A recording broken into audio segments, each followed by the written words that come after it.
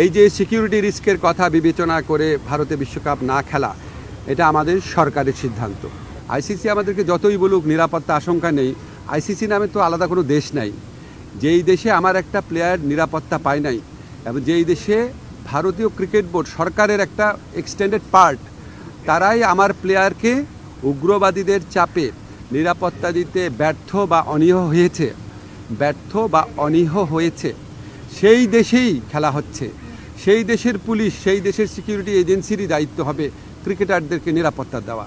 তো আমরা তাহলে ওই ঘটনার পরে কি এমন চেঞ্জ হয়েছে ভারতের যে আমরা ভাবতে পারবো যে ভারতে আবার কোনো উগ্রবাদী আস্ফালন হবে না, এবং ভারত আমাদেরকে মুস্তাফিজকে নিরাপত্তা দিতে পারে নাই তো কি হয়েছে, আমাদের ক্রিকেটারদের, আমাদের সাংবাদিকদের, আমাদের দর্শকদের সবাইকে নিরাপত্তা দিতে পারবে। এটা আমরা কিসের থেকে কনভিন্সড হব? আমাদেরকে এই বিষয়ে কনভিন্স করার জন্য আইসিসি কোনো চেষ্টা করে নাই। আইসিসি আসল যে ইনসিডেন্ট সেটাকে বাদ দিয়ে তার স্ট্যান্ডার্ড যে সিকিউরিটি প্রসিডিউর সেগুলো নিয়ে আলোচনা করেছে। যেখান থেকে গ্রিভান্সটা, সেই ঘটনা নিয়ে আইসিসি কোনো স্ট্যান্ড নেয় নাই ঠিক মতো। এমনকি ভারত সরকারের পক্ষ থেকে যে আমাদের কনভিন্স করানোর চেষ্টা করা যে যেই ঘটনাটা ঘটেছে মুস্তাফিজের ক্ষেত্রে এটা একটা আইসোলেটেড ঘটনা, বা আমরা এটার জন্য সরি, আমরা এই ব্যবস্থা নিচ্ছি, তোমাদের দর্শক, তোমাদের সাংবাদিক, তোমাদের খেলোয়াড়দের জন্য কোনো রকম যোগাযোগের চেষ্টা করে নাই, কোনো রকম কনভিন্স করার চেষ্টা করে নাই। ফলে আমাদের ডিসিশন পরিবর্তন হওয়ার কোনো রকম স্কোপ নাই। আমরা এখনও আশা করব, আমরা মনে করি আমরা আইসিসি থেকে সুবিচার পাই নাই, আমরা এখনও আশা করব আইসিসি সুবিচার করবে।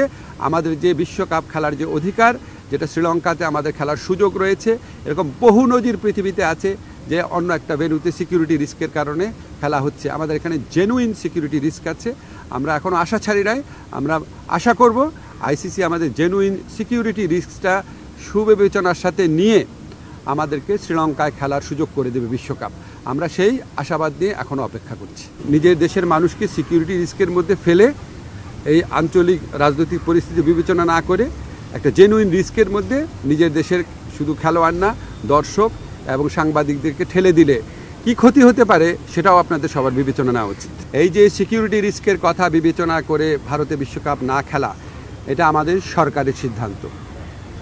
কোনো একটা দেশের মানুষ অন্য একটা দেশে গেলে সিকিউরিটি রিস্ক আছে কি না সেটা সরকার বিবেচনা করে দেখে, এটা অন্য কারো বিবেচনার স্কোপ নাই।